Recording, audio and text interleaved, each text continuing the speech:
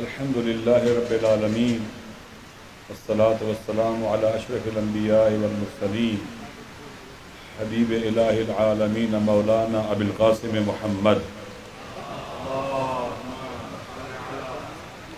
وعلی آل طیبین الطاہرین المعصومین المظلومین لا سیما بقیۃ اللہ فی الارضین واللعنۃ الدائمۃ علی اعدائہم اجمعین من یوم عداوتہم الی قیام یوم الدین اما بعد فقد قال الحکیم فی کتاب المتین ووصف القائلین اعوذ باللہ من الشیطان الرجیم الذین قالوا ربنا اللہ ثم استقاموا تتنزل علیہم الملائکہ الا تخافوا ولا تحزنوا وابشروا بالجنۃ التی کنتم توعدون صدق اللہ العلی العظیم۔ السلام علیکم ورحمۃ اللہ وبرکاتہ۔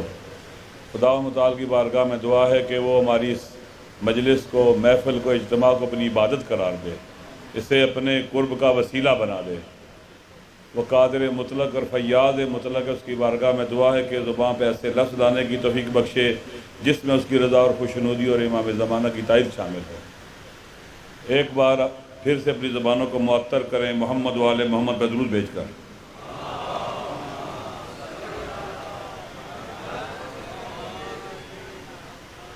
میرے خیال میں مکتب تشیع کی اجتماعی جدوجہد اور مبارزات کی تاریخ میں آج کا دن بھی ایک سنگ میل اور بہت اہمیت کا حامل ہے، سنگ میل کی حیثیت رکھتا ہے اور بہت اہم اور بہت اہمیت کا حامل ہے کہ ہمارے بزرگوں نے ایک ایسا گلدستہ سجایا اور پورے پاکستان سے نمائندہ افراد کو، مؤثر افراد کو، علماء کو، ذاکرین کو، وعاظ کو، خطباء کو یہاں دعوت دی، بلایا اور آج ہم یہاں پر موجود ہیں۔ قوموں کی تاریخ میں نشیب و فراز آتے رہتے ہیں، بالخصوص ایسا مکتب جو ظلم ستیز ہو، جس کے امام کا یہ شعار ہو ہیہات من ذلہ، جس کے امام کا یہ پیغام ہو انی لا اری الموت الا سعادہ ولا الحیات مع الظالمین الا برما، جو ظلم ستیزی کا سبق دے، وہ مکتب جو معاشرے کے اندر ظلم فساد کے خلاف جدوجہد کرنے والوں کا اور شہید ائمہ کا مکتب ہے۔ اس کے دشمن زمانے کے یزید ضرور ہوں گے اور ہونا چاہیے، اور ہماری تاریخ گواہ ہے اس کے اوپر۔ طول تاریخ میں مولا امیر المومنین کے گلے میں رسی، بی بی کے دروازے پر آگ، وہاں سے شروع کریں اور آج تک دیکھتے چلے جائیں آپ۔ ہم نے مشکلات کا دور گزارا ہے، رسول کی بیٹیوں کا بازار میں جانا ہمارے سامنے ہے، امام کا سر نوک نیزہ پر ہمارے سامنے ہے، ائمہ کی تاریخ، زندانوں میں جانا اور شہید ہونا ہمارے دوستوں نے بیان کیا ہمارے سامنے ہے۔ یہ سب چیزیں اس بات پر گواہ ہیں کہ ہم نے مشکل دور گزارا ہے، ہر دور میں ہم نے دشمنیاں دیکھی ہیں اور مشکلات جھیلی اور سہی ہیں۔ ان کا مقابلہ ہمارے ائمہ علیہ السلام نے، ان کے پیروکاروں نے اور ان کے علماء نے بصیرت کے ساتھ، آگہی کے ساتھ، شعور کے ساتھ، ہمت کے ساتھ، جرأت کے ساتھ اور دلیری کے ساتھ کیا ہے۔ اس وقت پاکستان، آپ جانتے ہیں، ہم قوم میں طالب علم تھے، اس وقت سے مشکلات ہے پاکستان کے اندر، یہاں مختلف نشیب و فراز سے ہم گزرے ہیں، مشکل دور ہے۔ اس سے پہلے بھی تھے، راولپنڈی میں بھی جب روز عاشور کا واقعہ ہوا تو بعد میں سب نے دیکھا وہ خود انہوں نے کیا تھا، ایک مرکز سے وہ شروع ہوا تھا تاکہ پاکستان میں فتنہ کھڑا کیا جائے۔ آج بھی اس ملک کے اندر فتنہ اور فتنہ گر ہمیں ہر طرف ایسے اقدامات کرتے ہوئے نظر آتے ہیں جو کہ اس وطن کے لیے بھی نقصان دہ ہیں، امت اسلامی کے لیے بھی نقصان دہ ہیں اور تمام انسانوں کے لیے نقصان دہ ہیں۔ لہٰذا یہاں پر میں کوئی طولانی گفتگو نہیں کرنا چاہتا، جیسے پہلے جمع مردی کے ساتھ، حکمت اور تدبیر کے ساتھ مقابلہ ہوا، انہوں نے شکست کھائی، اب بھی فتنہ گر شکست کھائیں گے۔ یہ اجتماع جو آج یہاں ہوا ہے، یہ اس بات کی دلیل ہے کہ انہوں نے شکست کھانی ہے۔ یہ کبھی کامیاب نہیں ہو سکتے. منفی قوت معاشرے کی ناکامی ان کا مقدر ہے. لیکن شرط کیا ہے کہ جو پازیٹیو فورسز ہیں، جو مثبت کام کرنے والی قوتیں ہیں، یہ مل کر اچھی پلاننگ کے ساتھ، بہترین اسٹریٹجیز کے ساتھ، بہترین ٹیکنیکس اور ٹیکٹکس کے ساتھ معاشرے میں حاضر ہوں، موجود ہوں اور آگے بڑھیں. اس کے لیے 2-3 کاموں کی ضرورت ہے جو بیانیہ آنے والا ہے وہ اس میں کافی چیزیں ہیں تو میں تکرار نہیں کرنا چاہتا. نمبر 1، شارٹ ٹرم اقدامات.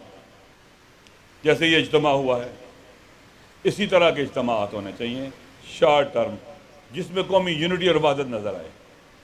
جیسے بعض برادران نے کہا کہ ہمیں معتدل اہل سنت علماء کے ساتھ رابطہ کرنا چاہیے.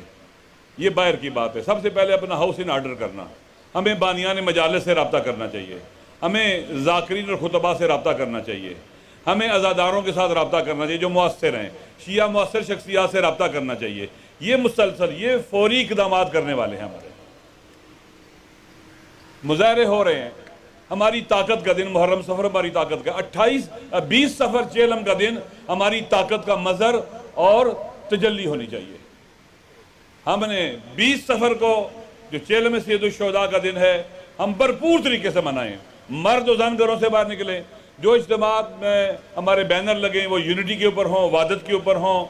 اور اسی طرح سے لبیک یا حسین، حیات منا ذلہ کی پٹیاں ہوں. باقاعدہ معاشرے کے اندر لوگوں کو حوصلہ ملے، جس سے ہمت ملے، جس سے مایوسی نہ پیدا ہو ہمارے لوگوں میں، نا امیدی پیدا نہ ہو ہمارے لوگوں میں. دشمن کی سب سے بڑی کوشش یہ ہے کہ یہ شو کرے کہ ہم گھبرا گئے ہیں، ڈر گئے ہیں، نا امید. نہ، ہم نا امید نہیں ہیں. ہم اگر یہ بات کرتے ہیں کہ اپنے ہاؤس کو اندر سے آرڈر کرنا ہے اور سخت اقدامات کرنے ہیں، یہ کسی کے خوف کی وجہ سے نہیں ہے، کسی کے ڈر کی وجہ سے نہیں ہے. ہم خود سے اپنے اقدامات کو کریں گے. لہٰذا اندرونی طور کے اوپر ہمیں اپنا ہاؤس ان آرڈر کرنے کے لیے ان تمام طبقات سے رابطے کرنے چاہیے. ذاکرین سے رابطہ ہونا چاہیے. انہیں بتلانا چاہیے کہ ملک کے حالات کیا ہیں، دنیا کے حالات کیا ہیں، دنیا کدھر جا رہی ہے اور کتنے نقصانات ہوتے ہیں خطباء کے ساتھ. خالی ذاکر نہیں، خطباء بھی ہیں. بعض معمم لوگ بھی ایسی باتیں کرتے ہیں جو نہیں کرنی چاہیے. سب کو سمجھانے کی ضرورت ہے، سب سے بات کرنے کی ضرورت ہے. اور اگر کوئی نہیں سمجھتا، جیسے کسی دوست نے یہاں کہا تھا ثاقب بھائی نے کہ توبہ کا دروازہ بھی کھلا رکھے. اگر کوئی واپس آنا چاہتا ہے اس کو واپس آنے دیں، اور اگر کوئی نہیں آنا چاہتا ہے پھر اس کے لیے اقدامات بھی ہو سکتے ہیں.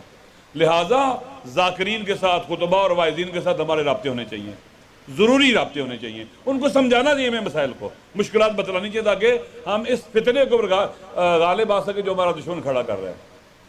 اسی طرح سے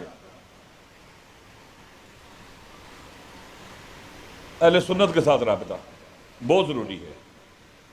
چند دن پہلے جو ملی جتنی غسل کا اجلاس کراچی میں بہت مفید تھا. میں خود بھی ملتا رہتا ہوں، اور بھی دوست مل رہے ہیں، بزرگان صاحب کے رابطے ہیں.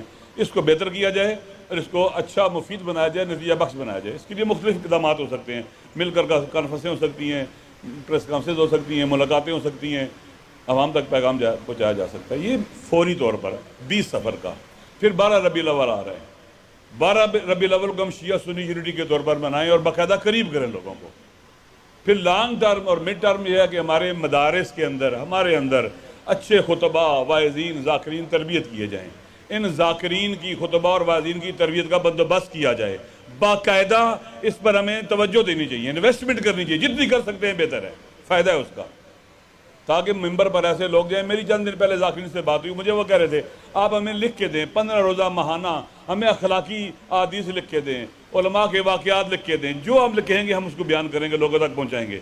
ایک ایسا پدرانہ رویہ ہونا چاہیے، مشفقانہ رویہ ہونا چاہیے، سمجھانے والا ناصحانہ رویہ ہونا چاہیے. اور پھر بھی اگر کوئی نہیں مانتا ہے تو پھر اس کے بعد انسان جو ہے نا اگلے قدم اٹھا سکتا ہے.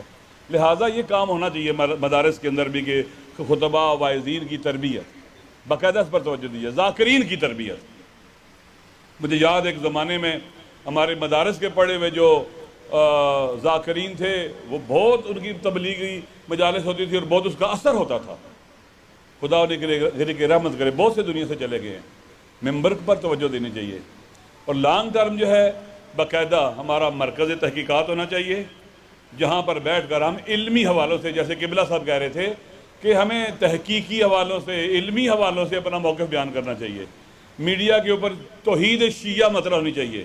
شیعت کمپیریٹیولی بیان کی جا سکتی ہے. جیسے میں چند دن پہلے قبلہ شیخ صاحب کی خدمت میں حاضر ہوا تھا تو انہوں نے فرمایا تھا کہ اس دن بھی کسی سے بات جب ہوئی تو جب شیعہ کی توحید، صفات ذات، عین ذات اور دوسری توحید کا سلسلہ مطرح کیا تو وہ حیران ہو رہے تھے۔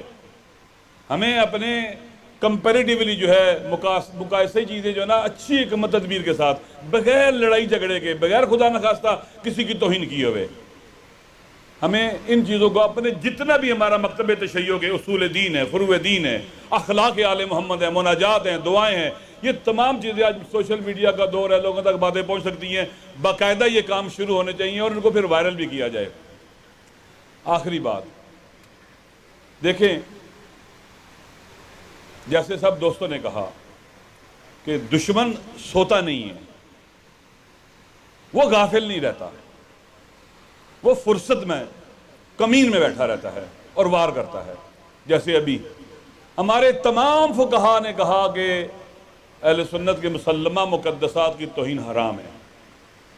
ایک آدمی جو عالم بھی نہیں ہے، ذاکر ہے، ایک خطیب ہے، اس کی بات کی اتنی اہمیت اور تمام شیعہ علماء فقہا عقلاء کی بات کی کوئی اہمیت ہی نہیں ہے، کوئی ویلیو ہی نہیں ہے، اسے سنا ہی نہیں گیا ہے،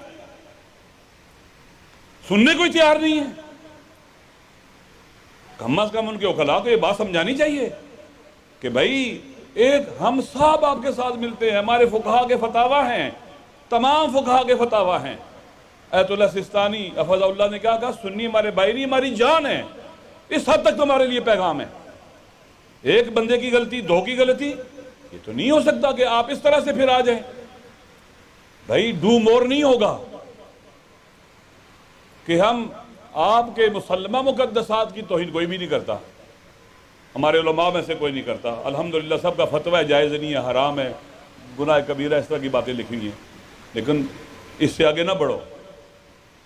ڈو مور نہیں ہو سکتا کہ کسی کی گردن پر گھٹنا رکھ لو، اسے سانس نہ لینے دو، دباؤ کے ذریعے چند مظاہرے کر کے۔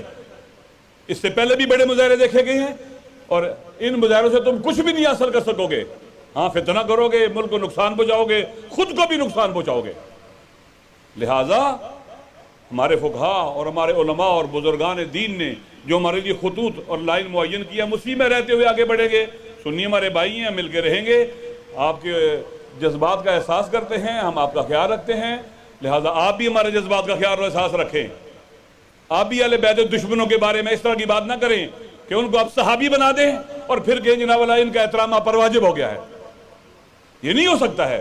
اور مجھے خوشی ہوئی ہے کہ متحدہ علماء بورڈ کے اجلاس میں بھی ہمارے وہاں جو بزرگان تھے انہوں نے یہی موقف اپنایا ہے۔ انشاءاللہ مجھے امید ہے کہ ہمارے بزرگوں کی جو رہنمائی ہے، سرپرستی ہے، اس میں ہم سب مل کر انشاءاللہ العزیز اپنی قوم کو اس بحران اور مشکل سے نکال لیں گے اور ہم طاقتور ہو کے آگے بڑھیں گے، اور خالق کائنات امام زمانہ کے صدقے ہماری مدد فرمائے گا اور ہم سرخرو ہوں گے۔